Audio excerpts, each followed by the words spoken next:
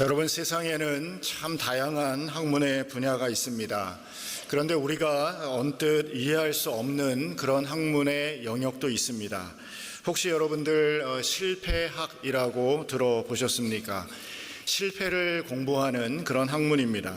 그런데 실패하지 않기 위해서 무엇을 해야 하는지를 배우는 그런 학문이 아니라 실패를 연구하고 그리고 실패의 경험을 통해서 성공의 비결을 찾는 그런 학문입니다. 이런 실패학과 관련된 책을 쓴 일본의 하타무라 요타로 도쿄대 교수는 이야기하기를, 실패는 도전과 발전을 위해 원인을 분석하고 거기서 새로운 아이디어를 찾아낼 때 비로소 가치가 있는 것이다 라는 이야기를 했습니다. 이 말을 좀 더 생각을 해보면, 실패가 그저 실패로만 끝난다면 그것은 가치가 없는 것이 된다라는 의미일 것입니다. 성공만을 쫓아 살아가는 현대인의 삶의 모습 속에서 이 실패라는 것은 때로는 부끄러운 것이고 그리고 숨기고 싶은 것이 되어버렸습니다. 사람들은 성공한 사람들만 기억하지 실패한 사람들은 잘 기억하지 않습니다.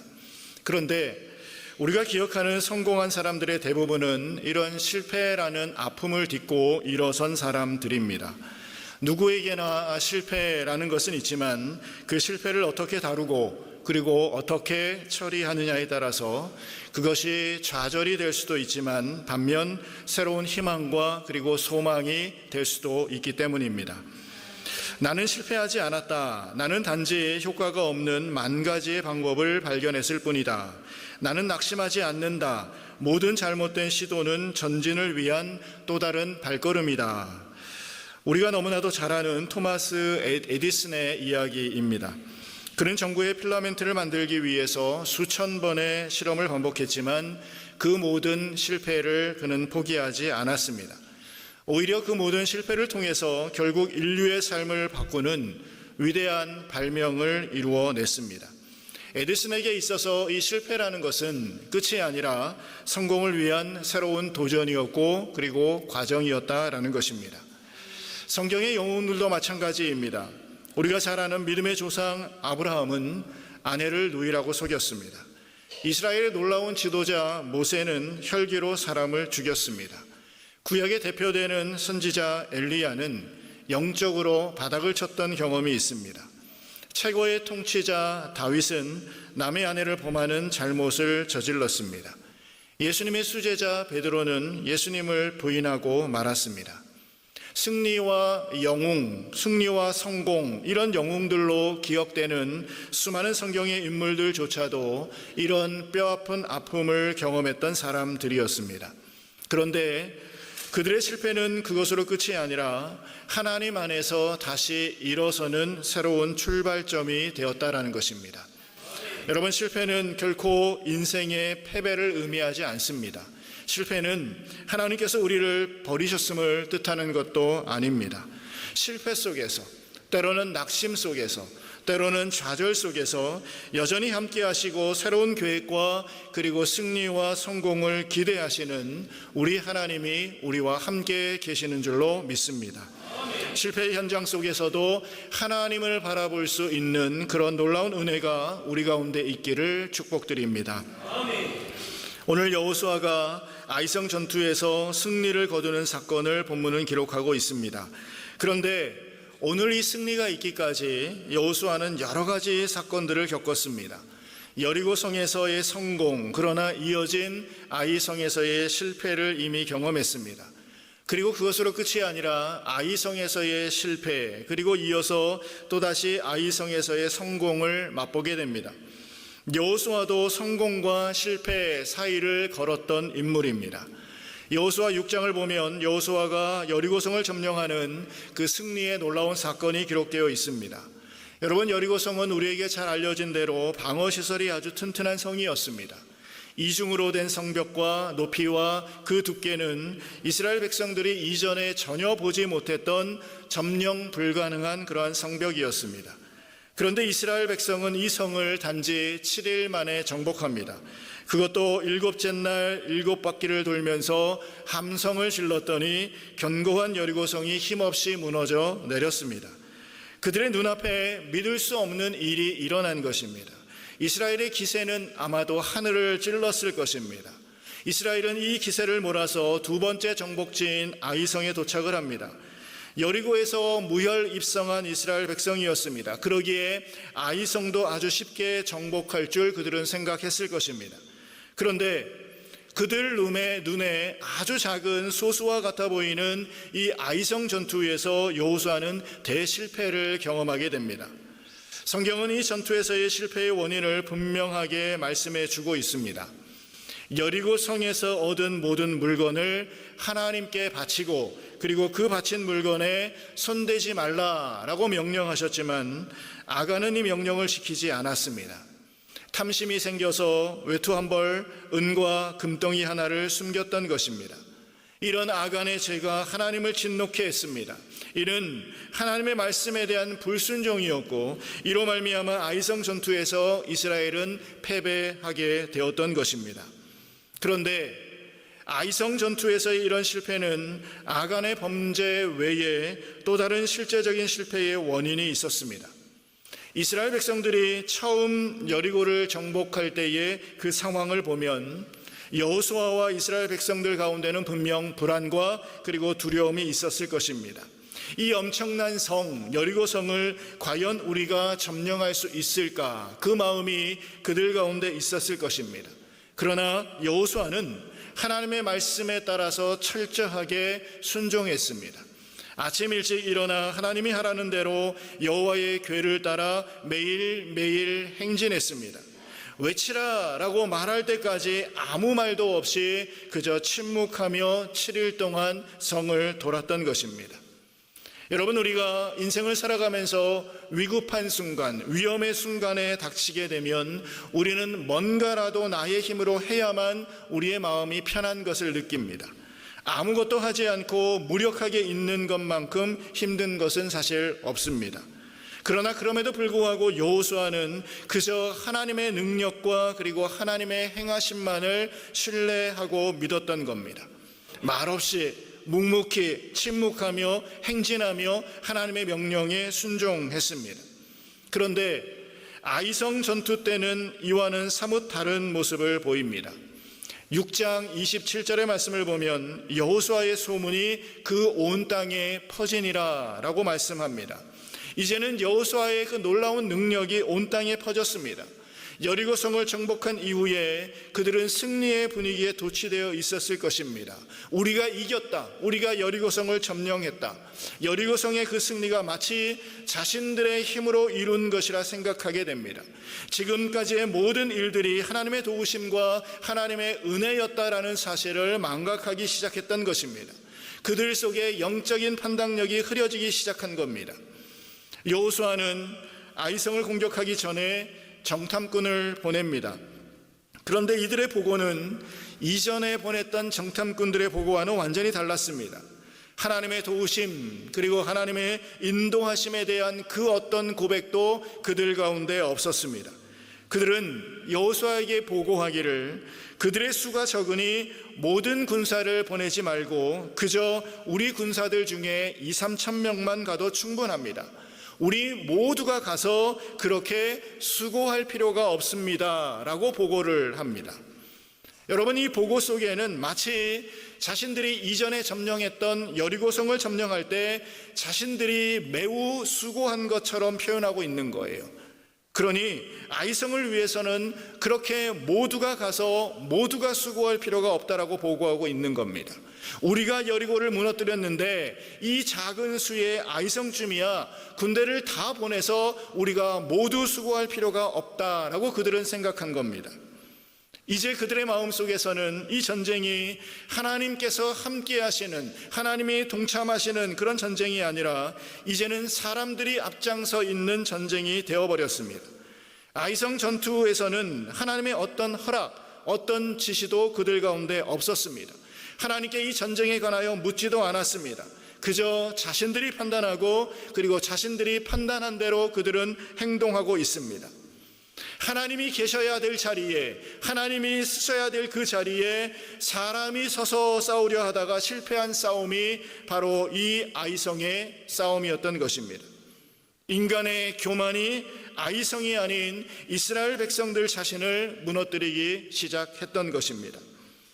여러분, 이렇듯 우리가 살아가면서 우리의 삶 속에서도 많은 부분 우리는 실패를 경험하며 살아갑니다. 하나님께서 우리의 인생 가운데 함께해 주심으로 말미암아 모든 일들이 평안하고 그리고 잘 흘러갈 때도 분명히 있습니다. 그런데 어느 순간 우리의 인생 가운데 갑자기 아이성과 같이 정말 사소한 일에 우리의 인생이 발목 잡힐 때가 있다라는 거예요. 직장 생활을 할 때도, 교회 생활을 할 때도, 학교 생활을 할 때도, 친구 관계에 있어서 아주 작은 그 사소한 문제가 오히려 우리의 삶을 너무 힘들게 만들 때가 있습니다. 여러분, 왜 그렇습니까? 너무 사소해 보이기 때문에, 너무 하찮아 보이기 때문에 우리는 그 일을 하나님께 의지하지 않기 때문입니다. 우리의 인생 가운데 큰 일이 생깁니다. 중요한 일이 생깁니다. 그런 일들이 생길 때 우리는 하나님 앞에 나와 무릎을 꿇습니다. 그런데 이건 내가 할 수 있어, 아주 작은 문제야, 내가 할 수 있다라고 생각하는 일들, 아무것도 아닌 것 같아 보이는 그러한 일들에는 우리는 하나님을 의지하지 않을 때가 생겨납니다. 여러분, 그것은 바로 이 정도는 충분히 내가 해낼 수 있다라는 우리의 교만 때문이라는 겁니다. 하나님의 도우심과 은혜로 지금까지 아무런 큰 어려움 없이 우리가 왔던 것이 마치 그 모든 것들이 자신의 수고와 나의 노력 때문이었다라고 착각하기 때문입니다. 우리는 여기서 인생의 쓰라린 실패를 맛보게 됩니다. 그리고 이 실패 속에 우리는 당황합니다. 하나님의 도우심을 의심하게 됩니다. 하나님 왜 나에게 실패를 주셨는가 괴로워하며 우리는 힘들어합니다. 여러분, 이런 상황 속에서 우리가 과연 어떻게 해야 합니까? 실패의 그 자리가 다시 하나님 주시는 은혜와 그리고 승리와 성공의 자리로 과연 어떻게 바뀔 수가 있겠습니까? 여러분, 그 출발은 우리의 실패의 원인을 찾는 데서부터 시작되어야 할 것입니다. 아이성에서의 싸움의 실패의 근본 원인은 불순종으로 인한 하나님의 진노였습니다. 결국 이 실패를 다시 회복할 수 있는 유일한 방법이 있다면 그것은 하나님의 진노를 풀어드리는 것입니다. 아이성의 실패로 인하여서 여호수아는 옷을 찢습니다. 여호와의 궤 앞에 엎드려 티끌을 뒤집어쓰고 하나님 앞에 탄식합니다. 그때 하나님은 말씀하세요. 일어나라. 어찌하여 이렇게 엎드렸느냐. 무엇을 어떻게 해야 할지 깨닫지 못하고 있는 여호수아에게 무엇이 문제였는지를 정확히 말씀해 주십니다. 일어나 죄를 제거하라. 이스라엘이 죄를 지었다라고 말씀합니다. 스스로 거룩하게 하라라고 말씀합니다. 이스라엘 백성 속에 있는 불순종의 죄악을 제거하여 정결케 하라라고 말씀하셨습니다. 이에 여호수아는 범죄한 아간을 찾아내 아굴 골짜기에서 그 죄악의 문제를 철저하게 제거합니다. 그러자 여호와께서 그의 맹렬한 진노를 그치셨다라고 말씀하고 있습니다. 여러분, 결국 하나님을 진노케 만든 아간의 범죄가 드러나고 그리고 그 범죄를 깨끗하게 제거했을 때에 하나님께서는 그의 진노를 그치셨던 것입니다. 여러분, 실패에서 우리가 다시 회복할 수 있는 가장 근본적인 시작이 있다면 그것은 먼저 나 자신을 돌아보는 것입니다. 내 속에 죄의 문제가 없는지 살피는 거예요. 내가 지은 나의 죄의 문제는 나 혼자만의 문제로 끝나지 않습니다. 한 사람의 죄가 그가 속한 가정과 그리고 교회와 사회와 한 나라 전체를 실패와 수치 가운데 빠뜨릴 수 있기 때문이라는 것입니다. 그러기에 실패의 현장에서 가장 먼저 살펴야 할 것은 내 속에 존재할 수 있는 아간과 같은 욕심과 탐욕은 없는지, 하나님의 말씀에 대한 불순종은 없는지 우리는 먼저 돌아보아야 할 것입니다. 나의 실패를 통하여서 하나님의 죄를 깨닫게 하시는 하나님의 음성을 들을 수 있는 은혜가 우리 가운데 있으시기를 축복합니다. 여호수아는 아간의 범죄를 처리함으로 공동체를 정결하게 했습니다. 실패의 근본 원인이 해결이 되자 여호수아는 다시 아이성 공격에 나섭니다. 하나님은 실패의 자리에 있는 여호수아를 다시 회복시키십니다. 하나님께서는 그에게 두려움을 이기도록 격려하시기 시작합니다. 여호수아 8장 1절을 보면 두려워하지 마라. 놀라지 마라 라고 말씀합니다. 분명 여호수아는 가나안 정복 초기보다 지금이 더 많이 두려웠을 겁니다. 하나님의 진노가 무서웠을 겁니다. 아이성의 실패로 말미암아 다시 싸울 자신감도 많이 떨어졌을 것입니다. 자신의 실패가 부끄러웠고 또다시 그 실패를 반복할까 그는 걱정이 앞섰을 것입니다. 여러분, 성경을 보면 부끄럽고 민망한 실패자들의 이야기들이 참 많습니다. 그러나 그들의 인생이 그 실패의 자리에서 끝났다면 그들에 대한 성경의 기록은 딱 거기까지였을 것입니다. 그러나 하나님은 그 실패의 자리에 있는 그들을 찾아가 주시고 그들을 회복시켜 주시고 그들을 다시 일으키셔서 다시 하나님 안에서 성공의 삶을 살도록 만들어 주셨습니다.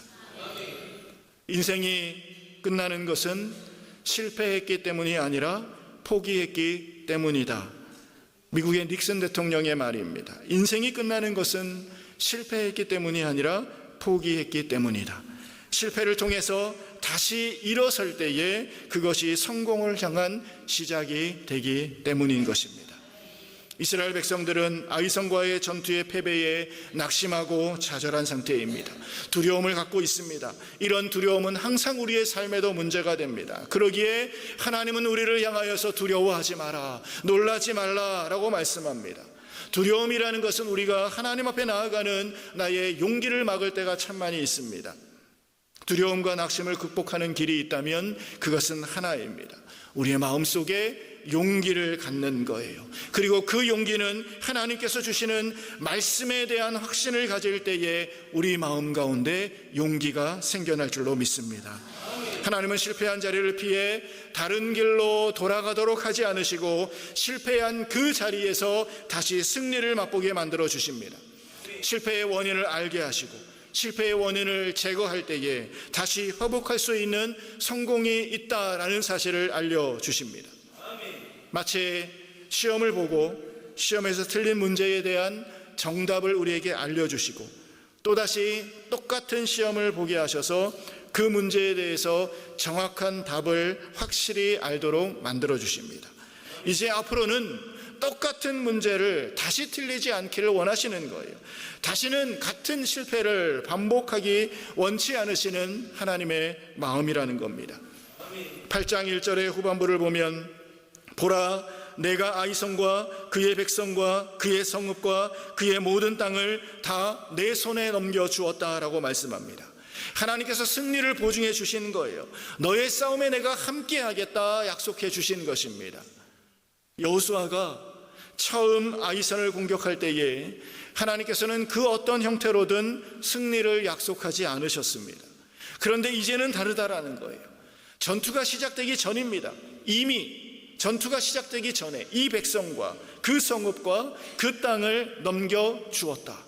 승리를 하나님께서 약속해 주신 것입니다. 여러분, 이것은 여리고성을 공격하기 전에 하나님께서 여호수아에게 약속했던 명령과 같습니다. 여리고와 그 왕과 그리고 그 용사들을 내 손에 넘겨주었다라고 말씀하셨습니다. 여러분, 우리는 참 많이 실패하고 넘어집니다. 하지만 하나님께서는 우리를 용서하시고 하나님께서는 우리를 다시 세워주시기를 원하십니다. 다시 설 수 있는 용기를 주시는 거예요. 다시 일어설 수 있는 주의 백성들 되시기를 주님의 이름으로 축복드립니다. 우리가 하나님의 말씀으로 용기를 얻었다면 그 다음 단계는 우리의 모든 삶을 통하여서 최선을 다하여서 하나님의 역사를 이루어 나아가는 것입니다. 하나님께서 이기게 해주시겠다라는 그 말씀에 여호수아는 그저 손 놓고 가만히 있지 않았습니다. 1차 아이성의 실패처럼 군사들만 전쟁터에 내보내지 않습니다. 이제는 여호수아가 직접 앞장서서 전쟁을 지휘하기 시작합니다. 복병을 두라라는 하나님의 말씀에 용사 3만을 준비합니다. 그냥 평범한 군사가 아니라 유능한 군사들을 선발합니다. 치고 빠지는 치밀한 전략을 용사들에게 명령합니다. 성읍 뒤로 가서 매복하라. 성읍에서 너무 멀리하지 말라. 우리가 그들을 유인하면 매복한 곳에서 일어나라. 성읍을 점령하라. 성읍을 취하거든 불살라라. 여러분, 대충 싸우라는 것이 아닙니다. 아주 구체적으로 최선을 다해 치밀하게 준비하고 대비하고 있습니다. 그리고 이렇게 준비를 다 마친 여호수아는 여호와께서 그 성읍을 너희의 손에 주시리라 믿음의 고백을 합니다. 전쟁의 승패가 하나님의 손에 있음을 믿음으로 고백하면서 동시에 모든 최선을 다하여서 그 전쟁을 철저하게 준비했습니다. 결과는 이스라엘의 승리였습니다. 단창을 든 여호수아의 손이 아이를 가리킵니다. 마치 모세가 손을 들어 홍해를 가르던 그 모습이 상상이 됩니다. 아말렉 족속과 싸울 때에 모세의 손이 들려 있었던 것을 생각나게 만들어줍니다. 여호수아는 아이성의 족속들이 완전히 전멸될 때까지 든 손을 거두지 않았습니다. 하나님께서 아이성을 주시리라 기대한 여호수아의 기대가 말씀대로 기대대로 그대로 성취되었습니다. 복병들은 일어나 아이성을 점령합니다. 아이성의 군사들을 치고 아이왕을 사로잡습니다.